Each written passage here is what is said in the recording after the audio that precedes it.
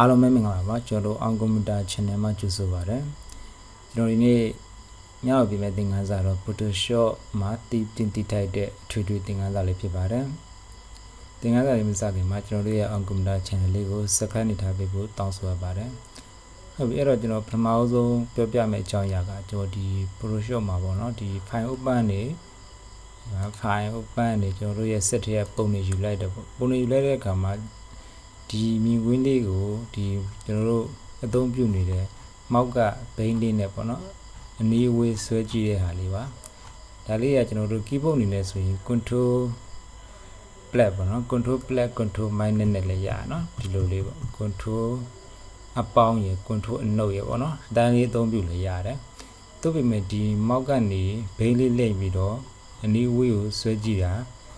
ဘယ်လိုလုပ်ရလဲဆိုတာကိုကျွန်တော်ပြပြပေးပါမယ်အဲ့ဒါကျွန်တော်တို့ဒီ shortcut အနေနဲ့ control K နေလိုက်ရနော် control K နေလိုက်ပါ control K နေလိုက်ဒီ general ပေါက်လေးထွက်လာတယ်တိုင်းလေးပေါ့နော် preference ဟုတ်ပြီဒါလေးထွက်လာတဲ့အခါမှာဒီကျွန်တော်တို့ဒီ zone လေးရှိတယ်ပေါ့နော်၃ခုလောက်ဒီ zone နဲ့ပတ်သက်တဲ့၃ခုလောက်ရှိတယ်ပေါ့နော်ဒါလေးတွေကိုအမှန်လေးချစ်လိုက်ပေါ့ချစ်ပြီး okay နေလိုက်ရင်ဒါဆိုရင်ကျွန်တော်တို့ရဲ့ဒီမြင်ကွင်းလေးကမောက်ကဘိန်းလေးကနေအနည်းဝေးဆွဲကြည့်လို့ရပါတယ်နော်ဒီပုံစံလေးနောက်တစ်ခုကကျွန်တော်တို့ဒီ Photoshop မှာဓာတ်တွေတောက်ချရေးမရတဲ့ပြဿနာပေါ့နော်ဒါလေးရတယ်ကျွန်တော်ဒီစောစောကလိုပဲ Control ရဲ့ K ရနေလိုက်ပါ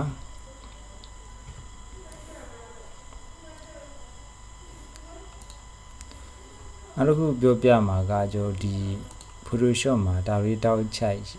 ရေးမရတဲ့ပြဿနာလေးပါအဲ့တော့ကျွန်တော်တို့ဒီမှာစမ်းရေးကြည့်လိုက်ဟုတ်ပြီနော်မြန်မာဖောင်လေးတော့ရွေးထားပါဟုတ်ပြီနော်ဒါတွေတောက်ချိုက်ကို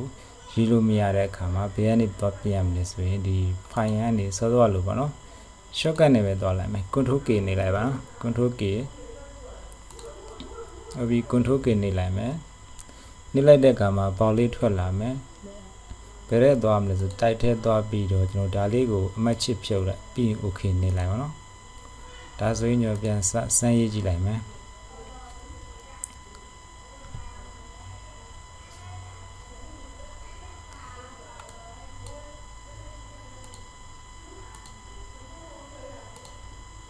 ဟုတ်နော်ဒီမှာဒါတွေရပါတယ်တောက်ချိုက်လေးရေးကြည့်လိုက်အဆင်ပြေရနော်ဒါတွေတောက်ချိုက်ရဟုတ်ပြီအဲ့တော့ဒီဇွန်းအကြောင်းလည်းသိပြီဒါတွေတောက်ချိုက်လည်းသိပြီဆိုတော့ဒီ history ပေါက်လေးပေါ့ဒီပေါက်လေးဖြစ်ပါတယ်ဒါလေးကကျွန်တော်တို့ဒီအသုံးပြုတာတွေကိုနောက်ပြန်ဆုပ်တာပေါ့နော်ဥပမာကျွန်တော်ဒါလေးရေးထားတယ်နောက်ပြန်ဆုပ်ချင်တယ်ဆိုရင်တိုင်းလေးရေးလိုက်ဒါမရှိတော့ဒါဆိုရင်ငကိုတိုင်းလေးပေါ့ဒီလို history file လေးကိုအသုံးခေါ်ပြီးတော့အသုံးပြုလေရတယ်။သုံးမှု shortcut အနေနဲ့ဆိုရင် control Z ကိုအသုံးပြုလေရတယ်။ဒီ file လေးရဲ့ဘယ်ဖော်ရလဲဆိုရင်ဒီ window တွေကနေပြီးတော့ဒီဟာလေးပါ။ဒါလေးကိုဖြုတ်ထားလိုက်မယ်ဆိုဒီ file လေးမရှိဘူး။ window တွေကနေပြီးတော့ history file လေးကိုအမှတ်ချစ်လိုက်ရင်ဒါလေးထွက်လာနော်။ဒါလေးကဒီနေရာမှာကင်ပြီးတော့ကျွန်တော်ဘယ်နေရာမှာထားလို့ရနော်။ click လေးဖိလိုက်ပါ။ဖိပြီးတော့ကြိုက်တဲ့နေရာမှာထားလို့ရတယ်။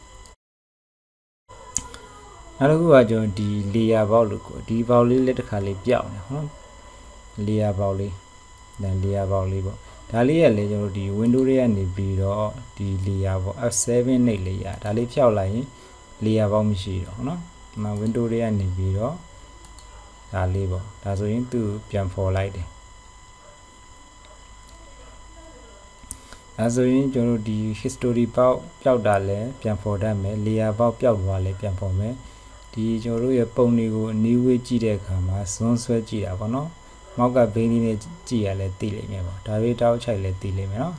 ဒါဆိုရင် Photoshop နဲ့ပတ်သက်ပြီးတော့ဘုဒ္ဓတာလေးရမှထင်ပါတယ်